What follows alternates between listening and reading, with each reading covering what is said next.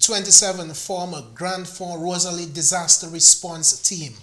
Government to award contracts for repair work to commence on the Petit Savan Road, and 20 Calypsonians head for the 2014 semi-finals.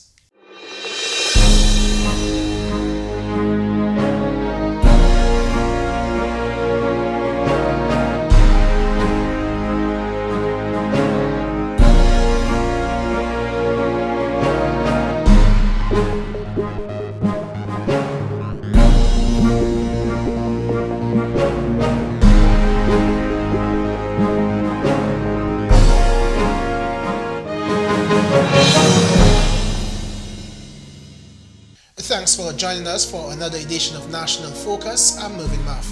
And I'm Tasia Floissac. Stay with us for details of the headline stories and others coming up after this. Dominica is blessed with an abundance of water, but getting it to your home is an expensive venture. You have a responsibility to conserve water, to use it wisely.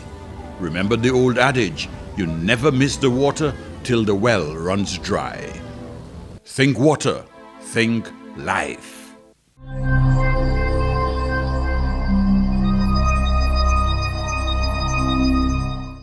Welcome back. Time now for the details of the news.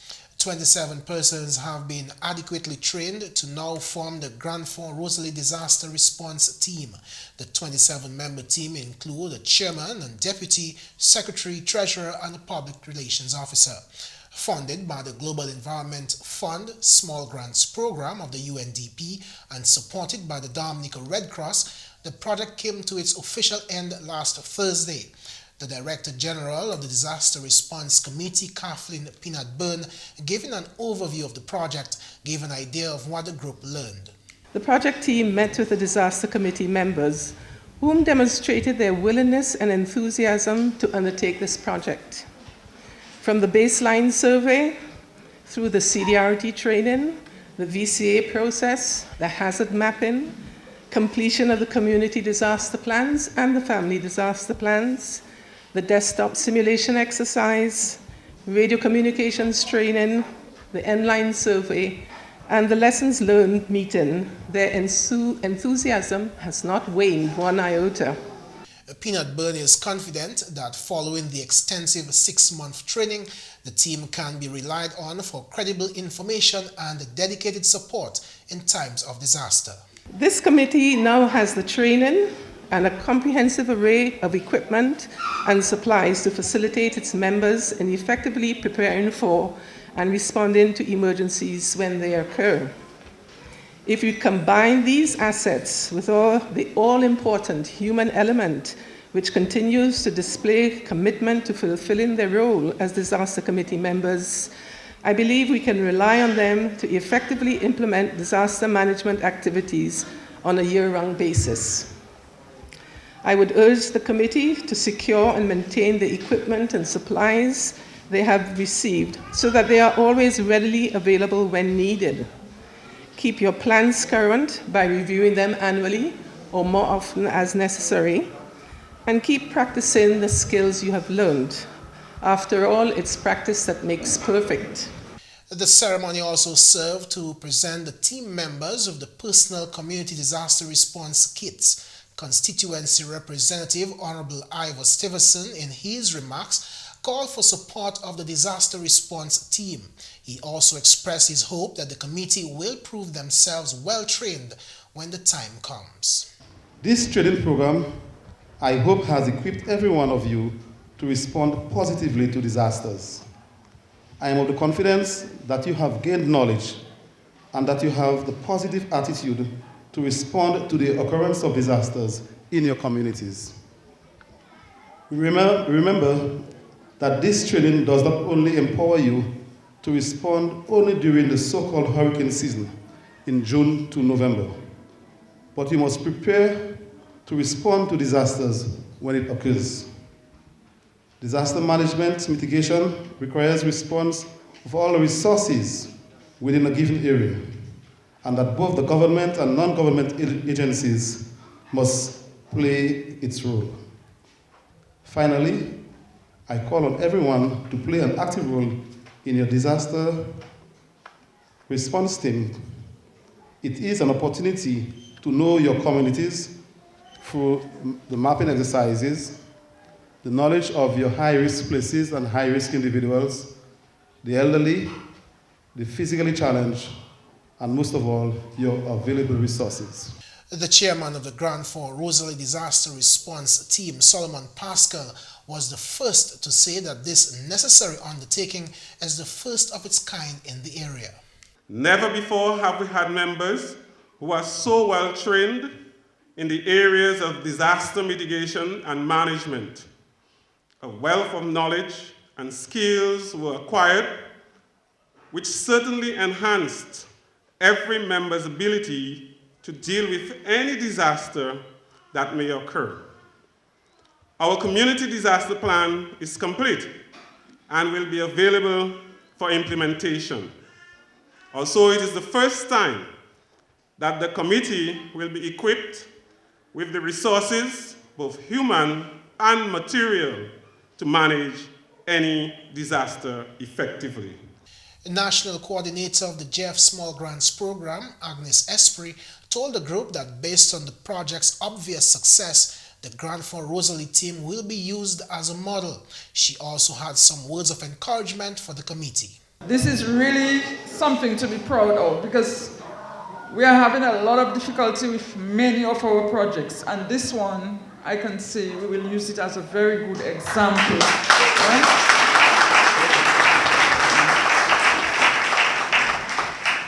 Another very good thing about this project, that's why I asked Mrs. Pinatburn if all the participants completed. Several times you have projects and it starts off with a crowd, and at the end, it dwindles down to a handful. And so this is something else we have to be very proud of here today, that all the participants completed the training.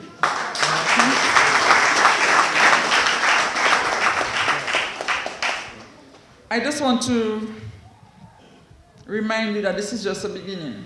It's not the end. And you need to get more people involved in the process. You need to continue the process of learning, training, practicing, and empowering not only you as a team, but your entire community, your district, your neighboring communities, and the country. Because I suspect one day we are going to ask members of this team to come to other communities and share what they have learned. The development of the Grand Fort Rosalie Disaster Response Team is the first such project being funded by the GIS Small Grants Program. The GIS program provides financial and technical support to environment-based projects, and the national coordinator feels that the disaster risk management is directly related with good environmental practices. The Dominica Red Cross has supported such initiatives over 40 communities. One is currently underway in Point Michelle. The Labour Party government's support of universal early childhood education continues, with another centre being added to the list of those already being subsidized by government. While in Grand Bay, Finance Minister Honorable Roosevelt Skerritt announced that his ministry will provide support to the Les Shell preschool in Grand Bay. Parliamentary Representative Honorable Justina Charles gives a background. At one point, we tried to bring all the preschools together, that is at the Grand Bay Primary School. But Miss Louise, that is the Les Shell preschool, she has been on her own for over 20 years. And so she has decided to remain on her own. So she is now renting a building and doing it privately. So PM has agreed to work with her. So he will be paying Miss Louise and her assistant, and he will be also assisting in the development and procuring things to enhance the learning environment for the students. I think she is presently waiting so that he can visit the school, and the school is not too far, very close proximity from where we are. So we are hoping at the end of the visit that he can pop in to say hello to her and to the students. But she is really elated about the offer made, and PM has given the commitment that he will really keep with the commitment that was made. Les Shell Preschool is the childhood learning center for between 30 and 40 young students. In more news, Parliamentary Representative for the Kalinago Territory, Honorable Ashton Grano, has outlined to GIS his plan for the area given a second term. Honorable Grano explained that his first term was used to directly improve access and living standards in his constituency. His term also saw a record number of college and university students from the Kalinago territory. If given a second term by the people he serves, Honorable Grano says his emphasis would be on economics. The minister has a very specific plan for putting money in the pockets of Dominica's Kalinago people, beginning with the foreign processing plant. We can encourage all our farmers to grow mayok. And believe me, banana has never been $1 a pound, neither planting. Cassava now is 80 cents a pound. And sometimes, depending when it is scarce, you get $1 a pound. So you can well imagine 5 years from now, cassava may be $1.25 a pound. And cassava is a heavy thing. I mean, this is a crop that is heavy. A bag of cassava will go more than 100 pounds. So in one bag, you can get over $120 from a bag of cassava, mayok. So that is one way we'll go. We'll ask the farmers a number of farmers, when we should be able to get a small program to assist them to produce mayok. Still in agriculture, Honorable Grano sees the need for emphasis on short-term crops in that constituency. I would love to concentrate on short-term crops, because that's where the money is. The long-term crops are coming. We have cocoa and coffee that the government is pushing, the rehabilitation of cocoa and coffee, with the coffee plant coming up. Many of our farmers will get into coffee. In the meantime, in between that, we could be producing other things, dashing, peppers, ginger, all of these. And these are some of the short-term crops I'll be concentrating on. Right now, we've already engaged the Director of Agriculture, and we had a meeting with him last Monday. We have a small group that we created, a small farming group in the Gullet River, Maho River, Sineku area. And that's what we're going to do. We're going to use it as a model. We're going to concentrate on the production of short-term crops. And all the farmers are excited about the program. The mass production of poultry and pork via the National Abattoir is also being seen as a viable means of improving the financial status of constituents. Outside of agriculture, the minister says his constituents are business-minded and only require help in developing their businesses. Honorable Grano is suggesting variety in the sector. Many of our people have gotten into small business. One of their biggest challenges or biggest problem is that they have a managerial problem. Some of them do not keep records. They do not manage the affairs of their business properly. As a result, they do not see if they're making a profit, and some of them may be plowing the profit into their kitchen. So one of the things we have to do now is to train these people to manage their business, to keep their records, and so on. And I believe because many of our people have gotten into small business, but after a year or two, the small business has failed. Now, why is it? It's because either we are planning badly, we're not managing properly, we're not looking at the necessary small business that we need to go into. Too many people want to have bars. Too many people want to have small shops. There are other things. There are other areas we need to concentrate on. So these are some of the areas we'll be looking at. What are some of the new ideas that we have that our people can invest in and earn from it, so that there is not much competition in those areas? The Honorable Minister was speaking to GIS on a recent tour of ongoing developments in his constituency. Residents of the Ilu Lane area in Jimmet now have better means of keeping their community clean. The area, also known as Phase 3, has an active group of individuals who are dedicated to the improvement of that area. On Saturday, February 1st, several residents came out to receive a brush cutter from Honorable Rayburn Blackmore, Parliament representative for the Maho Jimmet constituency. Honorable Blackmore commended the residents of Phase 3 for their dedication in keeping their surroundings clean. I want to commend you because I think we have to all demonstrate some degree of ownership to our environment, the area where we live, and that can be done in various ways. And one of the best ways to demonstrate your ownership to your community is by keeping it clean. And government cannot do everything. And I think the fact that you're here today is indicative of the fact that you're committed to doing just that. The parliamentary representative informed the community of plans to continue improvements on the entrance road to that area and added that an additional 5 streetlights have already been approved to enhance lighting in that section of the community. Roger Francis, a representative of the Maho Jimmet Taru Village Council, expressed his gratitude for the gesture. Mr. Blackmore, I would like to thank you very much for donating that brush cutter to the Phase 3 of Jimmet, because we had several meetings in Jimmet, and Phase 3 really keep to their responsibility to keeping the area clean, and I know for sure they are doing a good work and they will continue doing a good work. I'd like to thank you very much. Rudolph Esprit, who will be using the cutter, also expressed thanks and gave his commitment to taking care of the equipment. I will take care of the swiper and then we'll swipe the road, make sure they take care of the road and keep it clean. A parliamentary representative for the Pilit Savan constituency, Honorable Dr. Kenneth Darrow, has announced that government will soon award 2 contracts to conduct road repair work on the Pilit Savan Road. Honorable Darrow said the focus on the Pilit Savan Road complements earlier road works done on the Dubic to Bagatelle Road. Honorable Darrow is looking forward to the completion of this important road project. I'm pleased to announce that we have seen some improvement in that aspect, where road repairs leading from Dubic all the way back to Bagatelle has been fully done. However, the area approaching Pilit Savan and certain areas in Pilit Savan and from Pilit Savan heading back to Daly Seas are still areas of concern.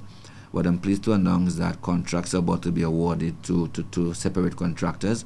One in the region, I think, of somewhere of if I remember, $600,000 to $800,000, and another probably in the region of $500,000 towards complete resurfacing of the most deplorable areas within Pilit Savan heading from the engine of Pilit Savan heading to somewhere to the Bay Distillery, and also we are looking at also remedial works to be undertaken from the top of Mount Pebush heading down to White River.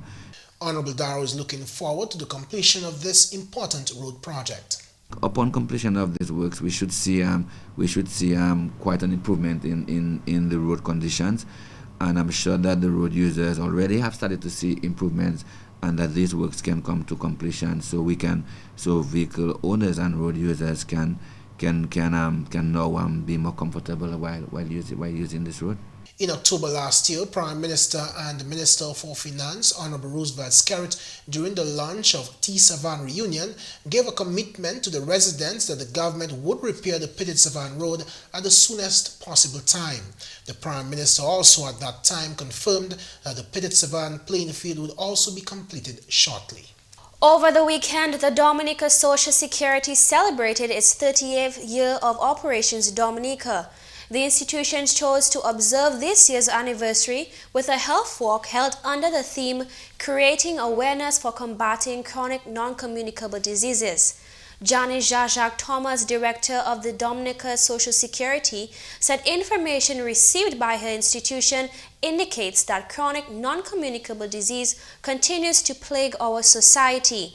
She indicated that the health walk was a fitting way to raise awareness for exercise as a means of fighting against non-communicable diseases. Social Security is today marking its 38th anniversary, and we just thought that although it's not a milestone anniversary, we should do something to mark the day. You know, we as an institution and as a country, we are concerned about the harmful effect of the chronic non-communicable diseases. We see it in the number of sickness claims we receive. We see it in the number of invalidity claims. And we just thought it fit for us to work this morning just to heighten people's awareness of the harmful effect and to say what a difference a little exercise can make. Thomas pointed out her satisfaction with the overall turnout of participants. About 140 men and women showed up on Saturday, February 1st to occasionally brave the rain on the route to Champaign and back to the Social Security building. According to the director, the success of the event has made it a possible new trend for the institution. As an institution, we will review it and see whether it's something we should do more frequently to help to really bring to the fore the harmful effects and as much as possible for us to make people aware and avoid even being afflicted with these diseases. Participants of the walk were provided with t-shirts, water and snacks for the event. Director of Dominica Social Security is also hoping that her staff can embark on a regular exercise program. And finally, this news time, 20 Calypsonians now have their eyes set on the 2014 semi-finals. Over 30 Calypsonians competed during last Saturday's quarterfinals at the Newtown Savannah. The 20 finalists who found the favor with the judges are Dali Chess, Beno, Superior Peaky, The Wave, The Bob, Checker, Buple, Chris B, Jammer B, Observer, JD, Leona, Black Diamond, Explosion, Lugas, The Web, Hunter, Beetlejuice, Sai, and Young Bull. For those of you who missed last weekend's quarterfinals, we now bring you some highlights of that competition. Mom used my body as an ATM, meant pushing the card and she cash out from them. So many pains I had to endure, all my little body feeling done and so. Why? I feel nobody loves me. Why? No respect, love in society. Why? Silence in my society. Tell teacher some, let me tell teacher something. You don't know. You don't know the number of times my uncle did touch me. Don't know. When Pandora mouth open wide on video, everybody business outside on video. She say a tough medium high DJ on video, and the girl was making back sway on video.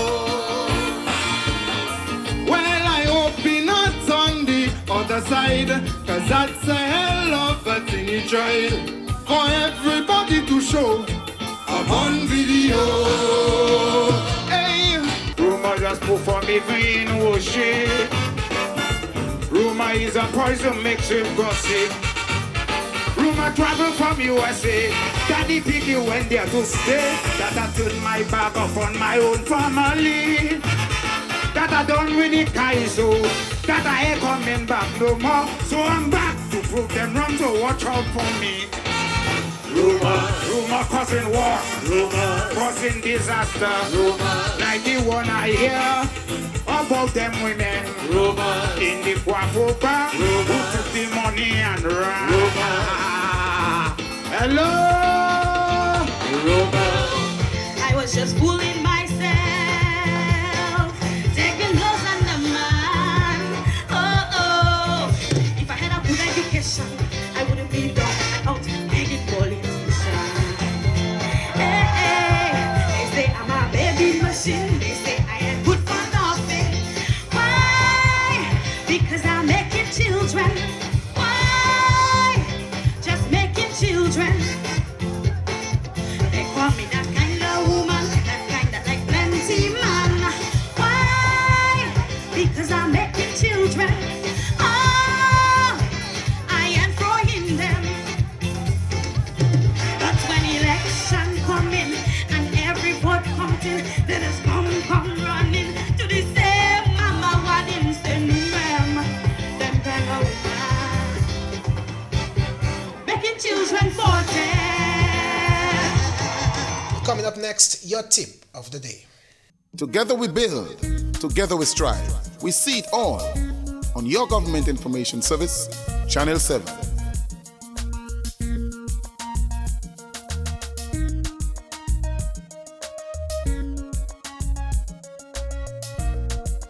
This is the Government Information Service, bringing you all that you need to know about all that's happening in your country's development. GIS, you and your channel.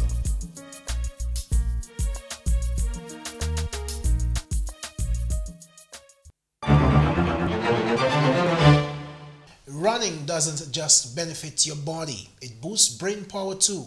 Research shows that those who do aerobic exercise frequently have better cognitive flexibility than those who are less active. Working out improves your ability to multitask effectively and to easily adapt to new conditions. And that's all for this edition of National Focus. We always welcome your suggestions and comments. Drop us an email at gis@dominica.gov.dm or visit our website news.gov.dm. Friend us on our Facebook page and be sure to like our GIS Dominica fan page.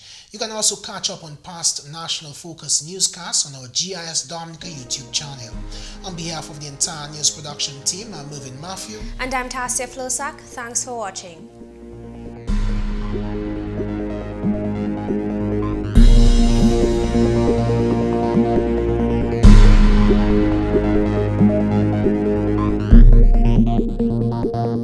Thank you.